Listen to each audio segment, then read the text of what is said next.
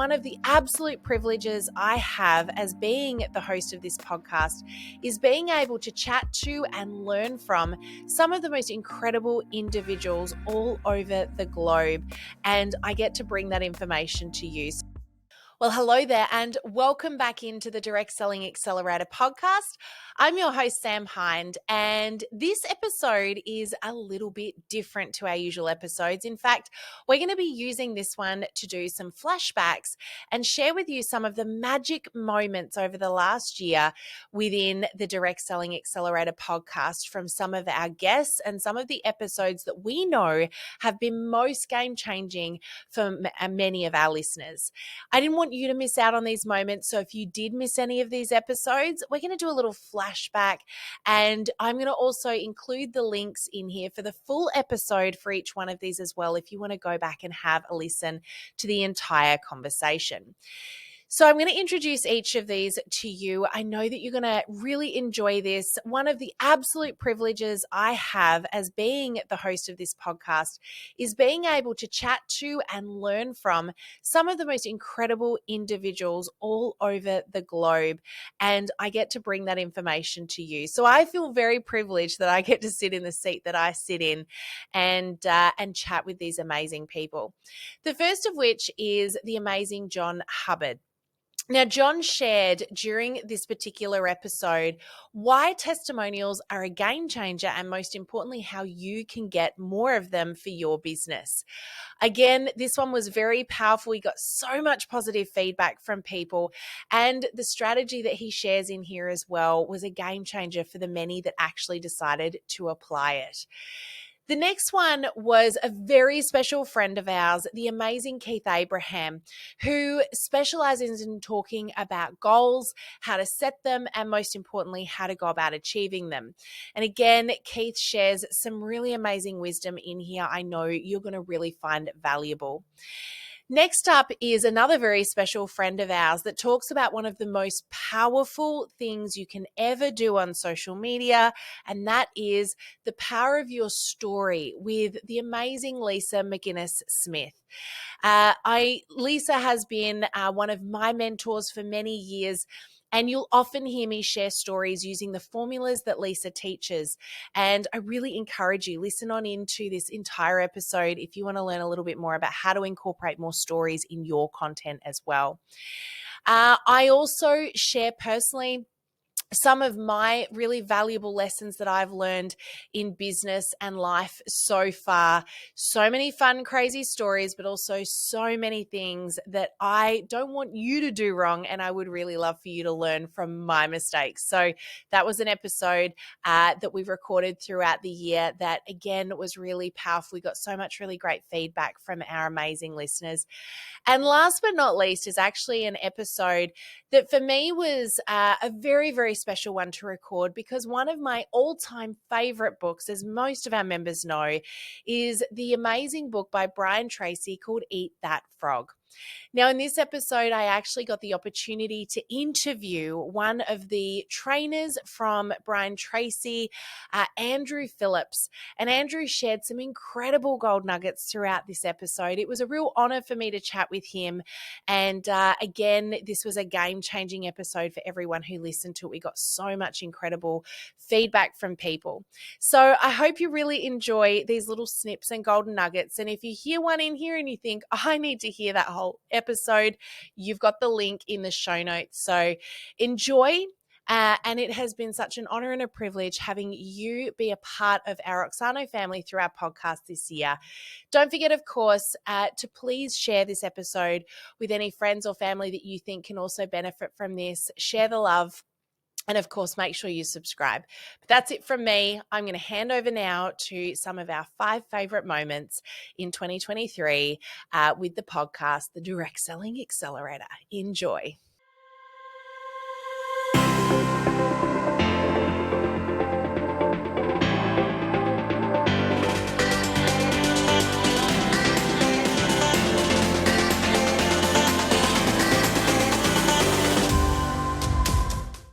What would you say is probably one of the biggest pushbacks you get from people or fear factors around asking for testimonials? It is that they're imposing. I'll hear things like, they're paying me. Why should they have to do work for me, kind of thing. Yep. Or what happens a lot of the time is they ask, and someone says yes, and then there's this kind of awkward silence. A week go by, Now what? and they're worried about running into this kind of awkward situation. So you do that once, and you're a little bit hesitant of asking the second time. But it kind of, the fundamental problem behind it is that when you're asking someone for a testimonial, in most cases, you're putting the onus of responsibility on them to come up with what to say. And that's really what the boogeyman behind the whole problem is. So if you imagine I ask you for a testimonial, Sam, for let's say you've done my course, for instance. Now, in your case, you've got a little bit of insight because we know each other a little bit. But for the most part, you don't know who my target audience is. You don't know all the hot buttons that you need that I would be hoping to hit in a piece of marketing material. And so you're going to be thinking, oh, well, what does he want me to say? Gee, I hope I don't say the wrong thing. Yeah. Oh, geez, how long is this going to take, kind of thing. So it's it's just giving you a whole bunch of homework and a whole bunch of work and potentially some social awkwardness into the bargain. And so it's no wonder that, suddenly we have radio silence and you don't come back to me. So right at the top of the list is just making it really easy for people to say yes. So I've got a bit of a framework that I use to remember that, called the Real Testimonial Request Framework, that so when I send a request, I go, okay, we've ticked that box, and we've ticked that box. Yep. And we're much more likely to get a yes if the person is in the right, the timing's right for the person to give us the testimonial. Yeah, awesome. So we're going to get to that in a moment, because I definitely want to get some of those tips off you. Just before we go into the what to do, I'd love to hear from you. What are some of the biggest mistakes you see people making when it comes to gathering testimonials? Yes. The number one mistake is, well, there's a lot, but I think just not asking. Putting aside the production value and the rambly long answers and all of that kind of the technical mishaps, it tends to be that it doesn't really say anything to the prospect, the person watching it. So often people will ask people to interviewee to talk about their product, and then I've had people, getting testimonials on their onboarding process and all of this kind of stuff. And if you think of someone coming into your world, and often we're using, and what we're talking about here is little short testimonials. There's longer kind of case studies and stuff that we'd use in other ways, but for a short little testimonial, typically they're at what we would call the top of the funnel. So where people are coming into your world for the first time. So they're at the very start of the customer experience with you.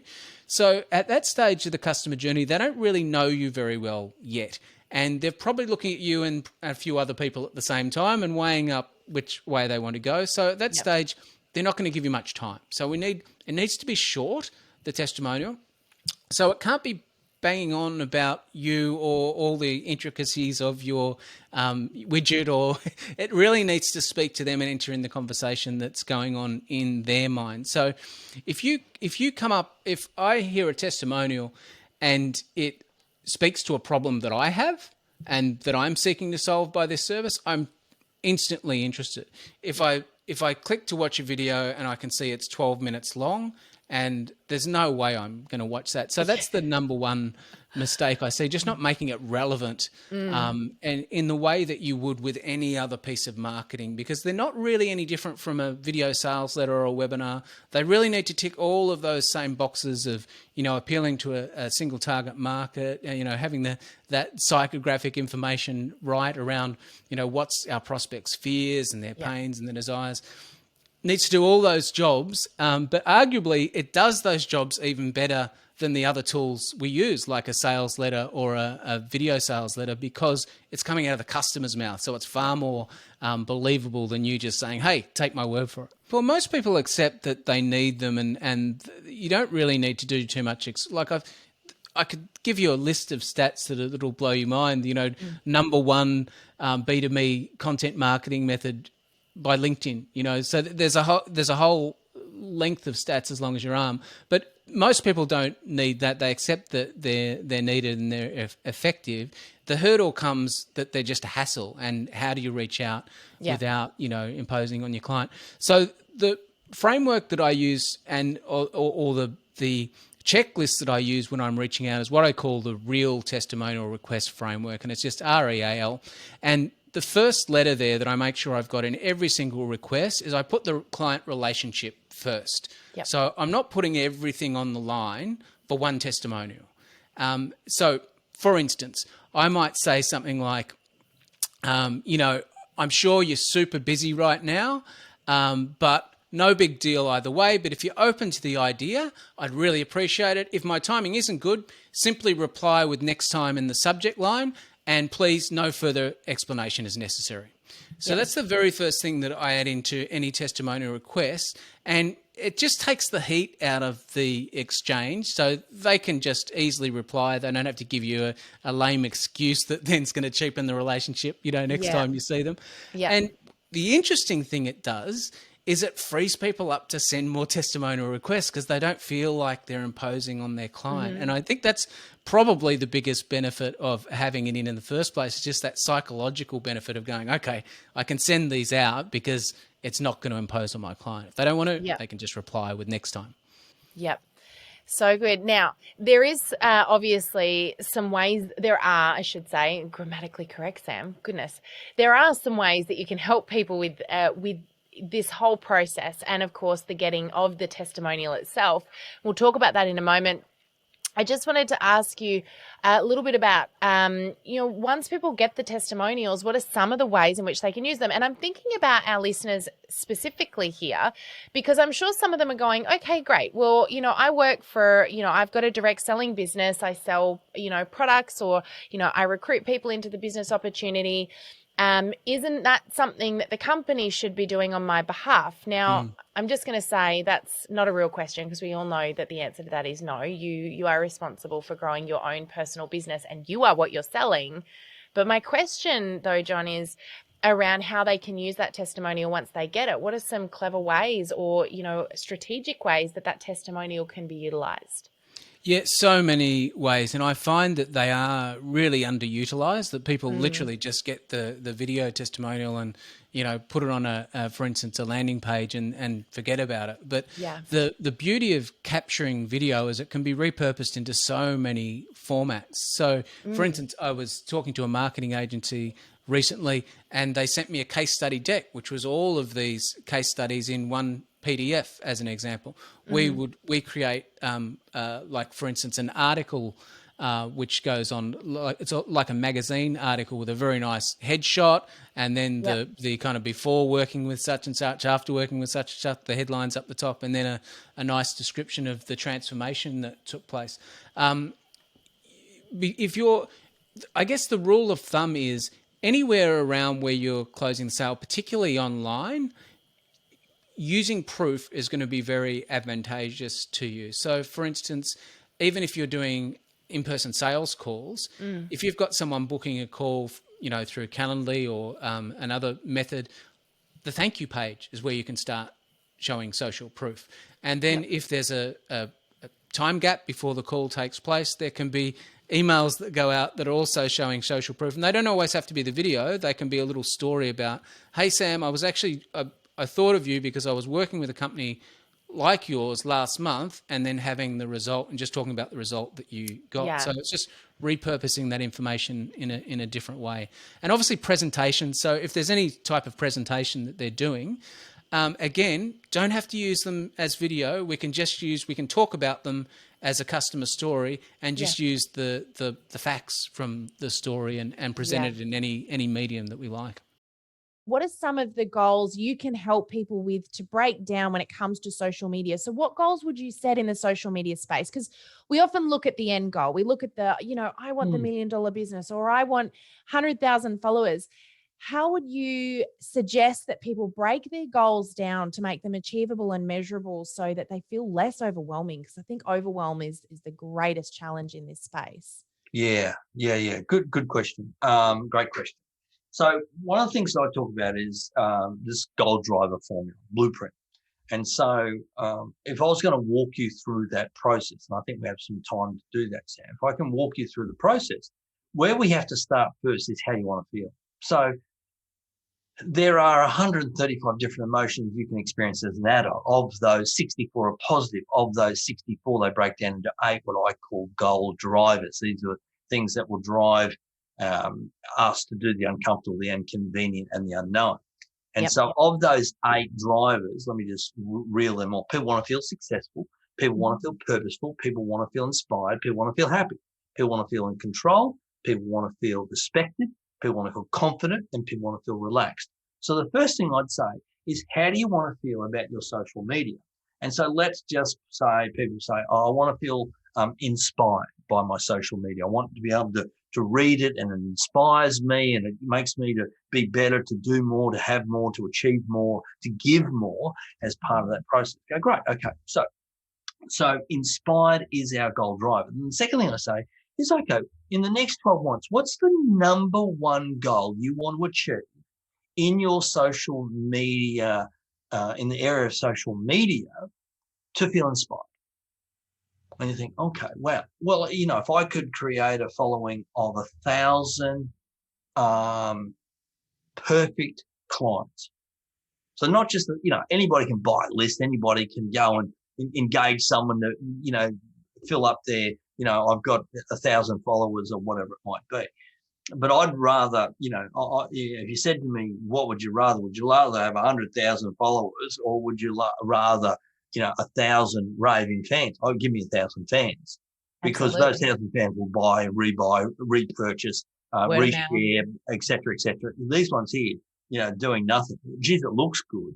Looks good on your website. I've got 100,000 people, but you don't make any money out, and you don't have a significant impact because they're not sharing, liking, etc.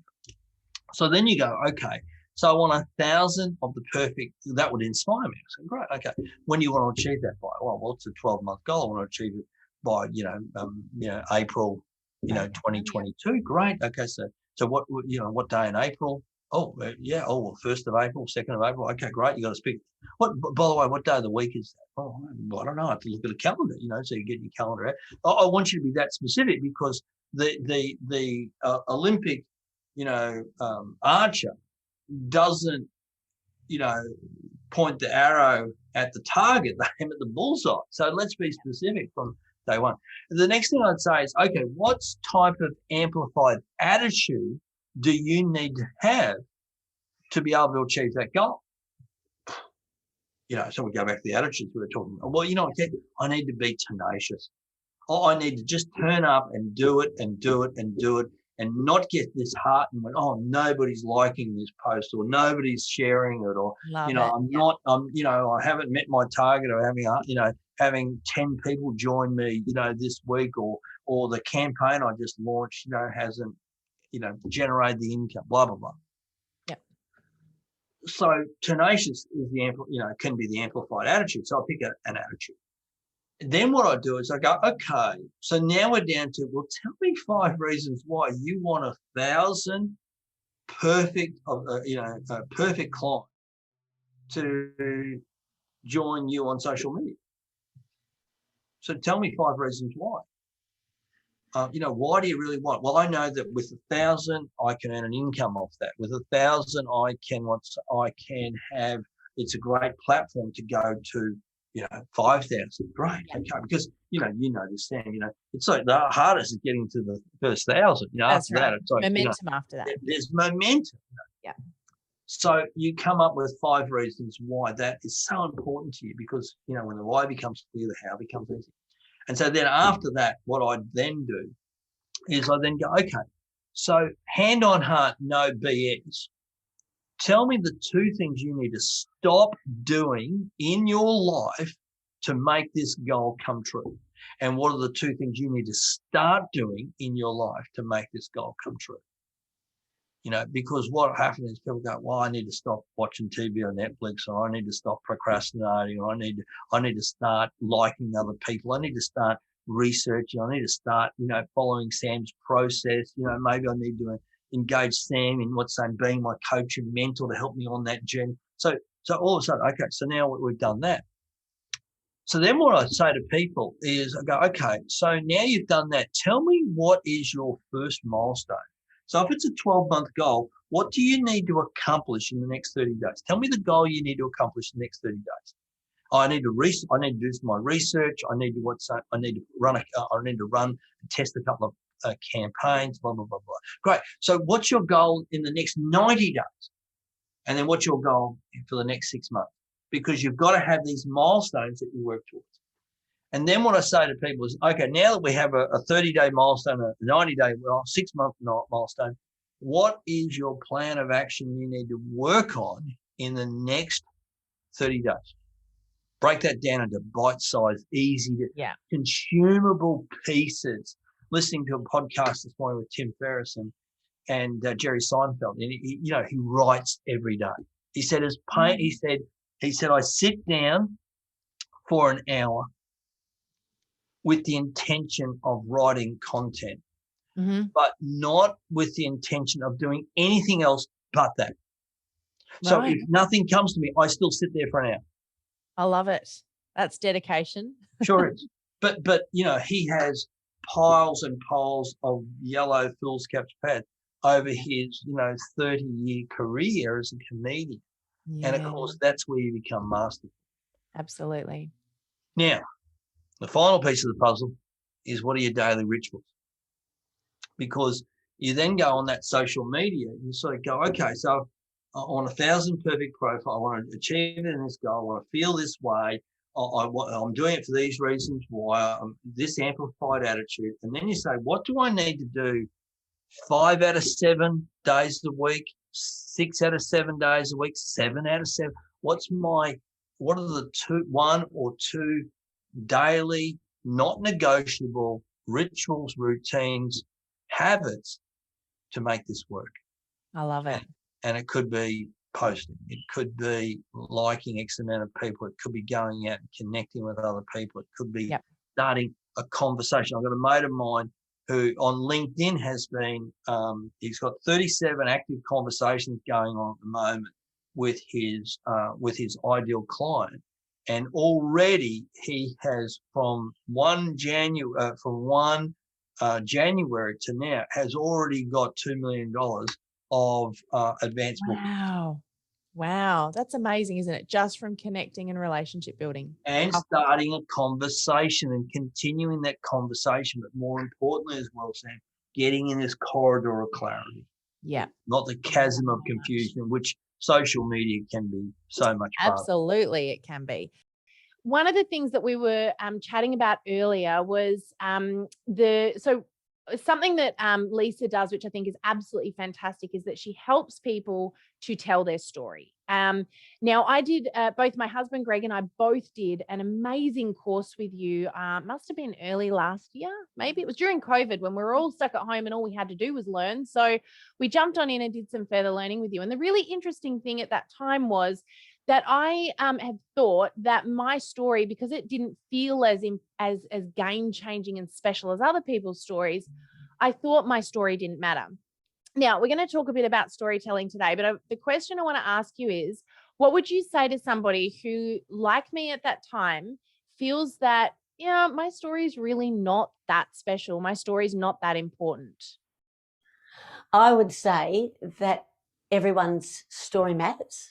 And it's simply because every person matters, our journey matters, and most people relate to the most mundane things in our life. You don't need a spectacular story to tell your story. You actually need a story that is something that involves things that other people have also struggled with or also striven for. Is that a word? Striven for? We'll make it. It's a new word. And that we've got to find ways to just be relatable, because this is more the point of storytelling. Yes. Is that what do we want? We want to connect and relate to the people that we want more of in our world. And that is, I'm so glad that you said that, because you showed me last year how to better tell my story in a way that was understandable and easily communicatable there. Did I make a new word up too? Yep, good. To everybody else out there. And what was really interesting was the first time I told the story on a webinar, I was so uncomfortable. I was so super, because I was talking about myself and I didn't want to do that. I wanted to talk about them. I wanted to talk about what I was there to show them. But I thought, nope, I'm going to do what Lisa's taught me to do. And I'm going to tell my story first. What was really interesting was not only did everybody listen, no one left, everyone stuck around, but afterwards I had that many people reach out to me and tell me that through my story, they had felt like I had given them permission to also share their story. But they also felt like they related better to me. And that off the back of that webinar, we actually got more members into our courses than we'd ever got before. So it was really interesting. The difference, the only difference was I stopped for a little moment and allowed them to connect with who we are and what we do, and my background, which, you know, it's funny. The littlest things that you think no one's going to be interested in that, but you'd be massively surprised. Yes. Isn't that interesting that we downplay our story and we enlarge or upplay our expertise? Yes. But people don't care how much you know until they know how much you care. And therefore, we're coming back to that same thing that only do we find out about one another when we're willing to share a bit of our lives. And so our stories truly are just being willing to say, oh, you know, I've experienced this and this is what it looked like. Yep. Now, we're going to be talking some storytelling tips in a moment, but just before we do, Lisa, I kind of want to dangle a little carrot here and tell people about something very exciting that is happening, because we're going to be doing something a bit extra with you on the 24th of July, so not very far away now. Do you want to tell everybody or give a little hint into what we're going to be doing? Well, I would love to say that Sam, Keith and I, we're actually doing like a masterclass so that we can give you an hour of nitty gritty, really potent stuff that you can put into action straight away. And you've probably learnt by now, all the listeners, that Sam likes to get right to the point. Yeah. And I do too. And so do Keith. So the three of us, Keith, Abraham, and Sam and myself, we're going to do this masterclass just for you. And I'm thinking so that people would know that when I give 1 hour of intensity, I just love to just give people all those practical steps they can do immediately and apply them so they can get started. So I'm hoping that you're all going to come along and become great storytellers. Awesome. I love it so much. So Lisa's going to be doing an hour, whole hour on teaching you guys. Anyone that wants to register, we'll put the link in the podcast show notes. Anyone that wants to register can learn all the tips and the strategies on how to tell your story. Now, that's where I kind of want to go next, because people assume when we talk about story that we're talking about their life story. And that's not really what we're talking about here, is it? No, because your life story would take too long. It's taken too many years to live it to be able to tell the whole thing. And most people, they are ready for small snippets. Like their attention span isn't that great. So we've got to learn to tell our story in little snippets. And then you just say a little bit, because people will let you know really fast if they're interested. They will ask you a question and then you'll have permission to tell more. Love it. So how and where can bits of our story be used?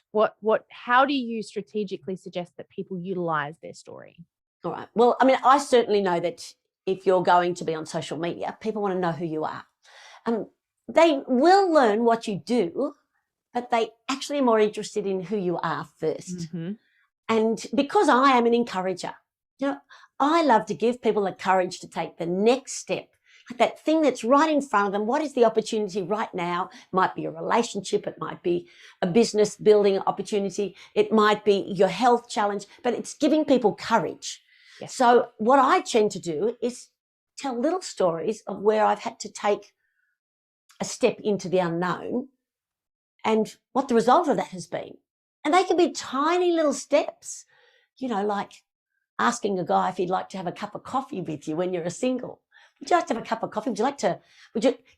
All you need to say is, do you like cake?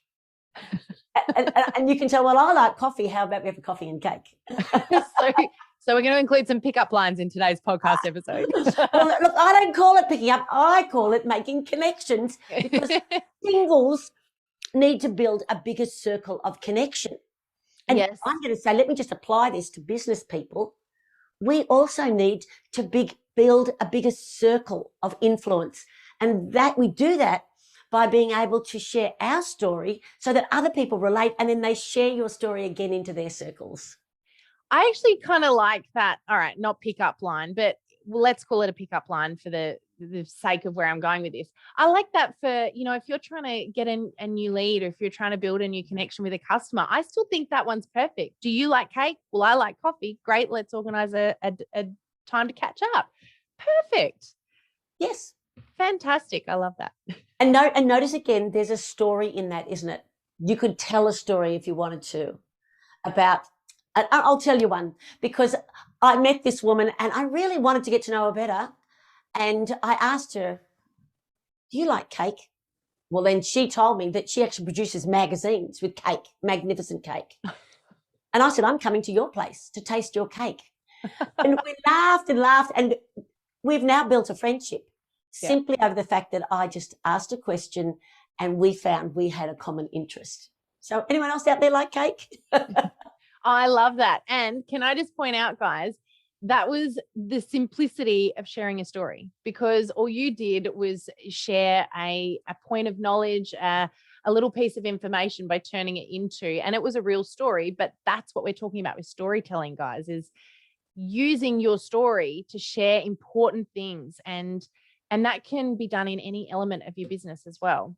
Yep. And maybe let's take the wording and change it. And so we're going to take a moment in your life and just share a moment, because that makes it nice and easy. You're not sharing a story. You're just sharing an event, something that happened, and it was just maybe a very small moment, but it was memorable. And you know that most of the family stories that have gone on for forever, your legacy stories, have come out from people just telling a moment.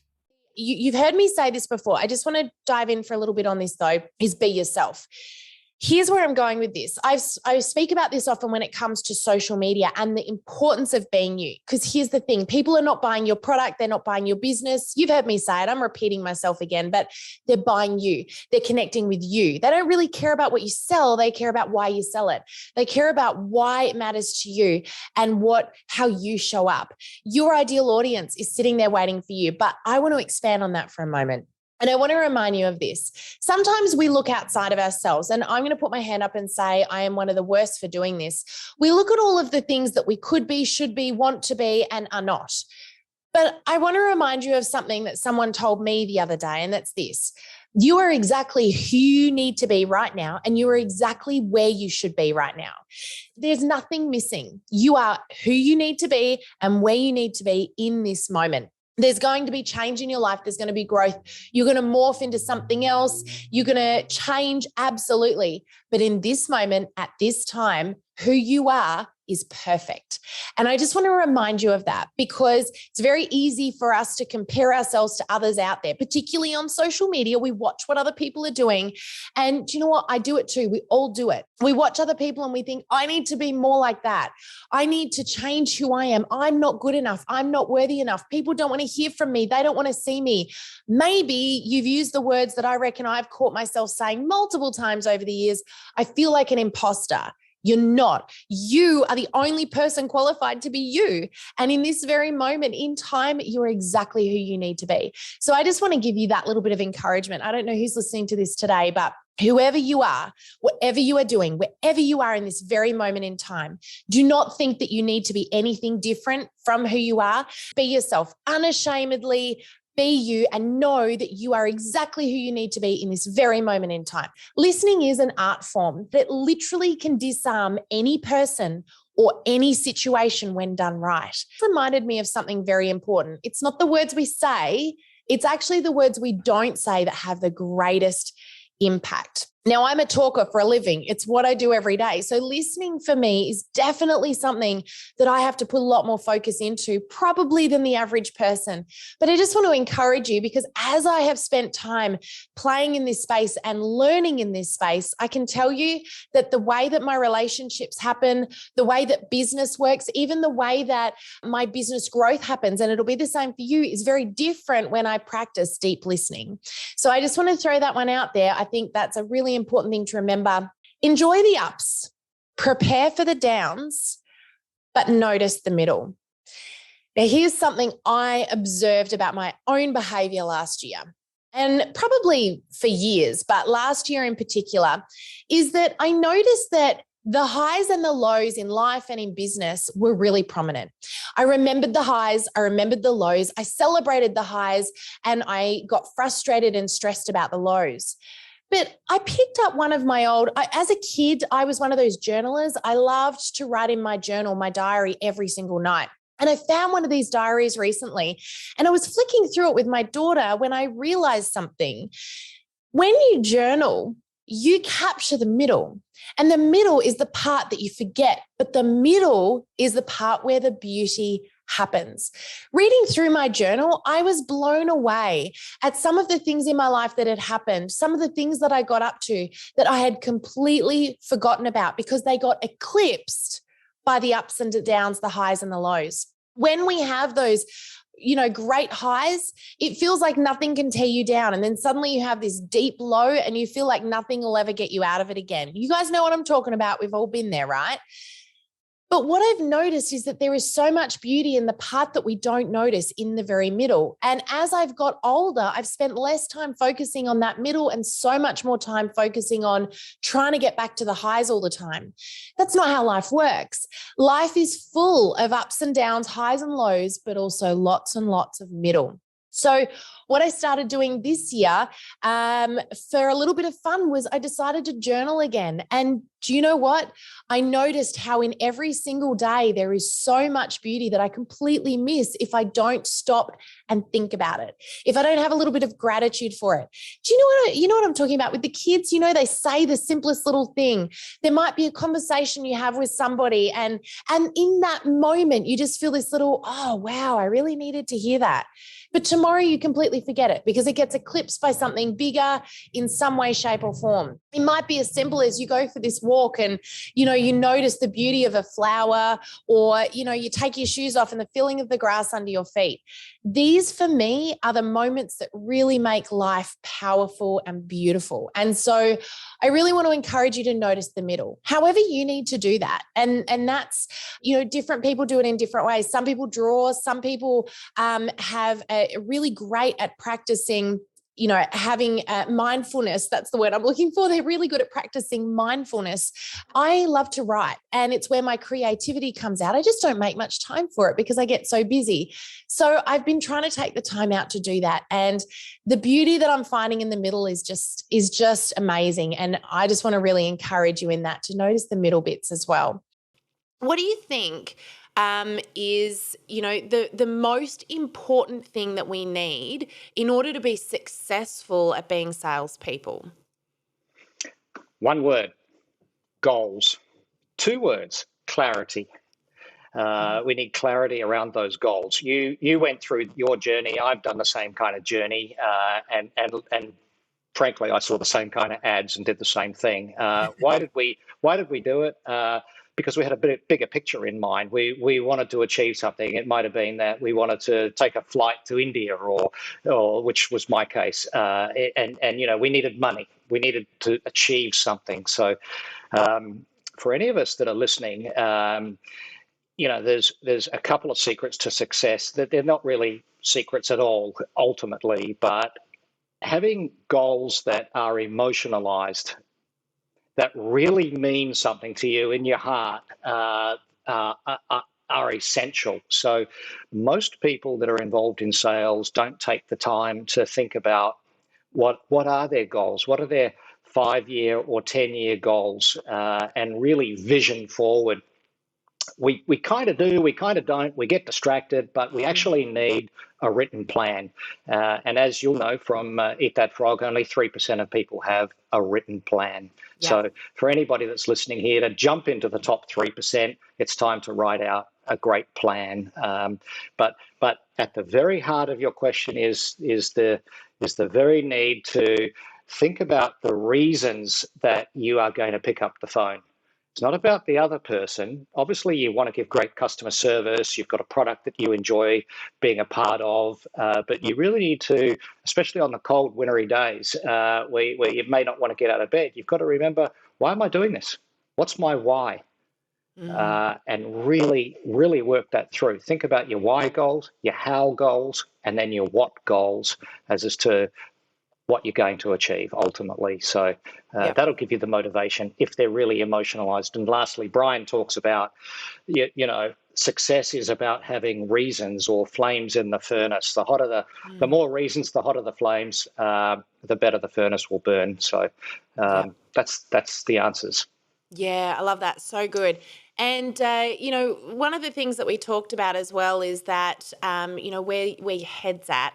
I want to chat a little bit now about Eat That Frog because, look, and I don't want to overlook the fact that Brian Tracy has written many best-selling books. So, I'd like to ask you a little bit about those in a moment, but let's talk about the elephant in the room, which is the frog. And can you tell everybody a little bit about, you've explained, about where the frog came from, Mark Twain. I love that story. I didn't know that. I think that's amazing to hear a bit of that backstory. But, people that have read this book, you'll often hear them using the phrase because it almost becomes part of their verbiage. Oh yeah. I've got to eat a frog. I've got a frog to eat. It's, I even said to Greg this morning, I've got to eat my frog today. And, one of my favorite quotes, I've actually got it sitting up on the wall here. I've got both of them on Post-its. The first rule of eating the frog is this. I'm actually going to read this out of the book because it's too far away now for me to read it off the wall. If you have to eat 2 frogs, eat the ugliest one first. And the second rule of frog eating is this: if you have to eat a live frog at all, it doesn't pay to sit and look at it for very long. I love that. Well, that's so cool, yeah, isn't it? Yeah, so good. So tell us a bit about the book for those that don't know what it is or those that need a little refresher. Yeah, look, it's as you've sort of outlined already, it's a terrific book. It's got 21 essential steps to ensure that you don't fall into procrastination, don't fall into your comfort zone. Ralph Waldo Emerson was the guy that said the comfort zone is the hobgoblin of little minds. Good. Horrible thing to hear, but so true. Yeah. And, even Brian talks about the fact that, hey, it's kind of natural to be in your comfort zone. Why would you want to leave your comfort zone? It's warm in there. It's cozy. But we really don't achieve anything unless we stretch outside that comfort zone. And Eat That Frog is about doing that. It's not just about setting tasks and achieving tasks through a day. It's about setting an overall holistic plan. Then simplifying and eliminating noise, getting clarity, which then reduces stress. There's a theory called the locus theory of control, and the more in control you are, the less stress you have. So it's better to have a simple plan, and Eat That Frog sort of aims and targets itself to achieve those outcomes. And Brian has written 85 books to date. Wow. Yeah, pre-COVID, he was writing 4 books a year. Oh, my goodness. I would pick him up off an aeroplane, and I knew that he was sitting at the pointy end, and I'd be waiting, like a dutiful soldier, to pick him up, and he'd be the last person off the plane because he's constantly scribbling notes and writing. And I think anybody can write a book. Well, that's not quite true. I'll say that. Most people can't because they don't have the discipline to finish it. But or read, I guess, is one thing. But what Brian's genius is about is collating lots of information and bringing it together in pretty simple, clear writing that's easy to understand and implement. But the thing that I like about him, and I know you do too, is that, there's always one task that we're going to do immediately. And you need to sort of get a little confidence up every time you complete those tasks. The first call of the day is always the hardest call. The 10th call is easy. And if we just understand, again, why we're doing something, we'll go through the pain to achieve that goal. And the confidence that you get from achieving a goal allows you to have the energy to do it again and again.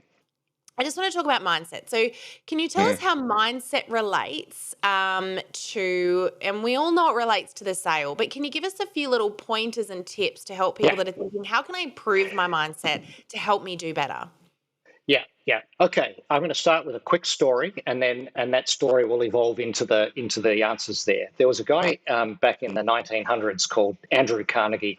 And Andrew Carnegie was the richest guy on the planet at the time, and he had more money than Warren Buffett and Bill Gates put together. When he got a little bit older, he commissioned a study of some 3,000 businesses and 3,000 executives.